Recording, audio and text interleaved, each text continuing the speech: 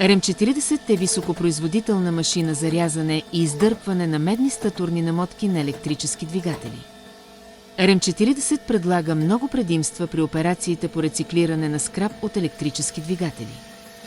Високата й ефективност и производителност е осигурен от дизайнът, всичко в едно, който позволява функциите за рязане и издърпване да работят едновременно от двама оператора, което значително повишава работната ефективност.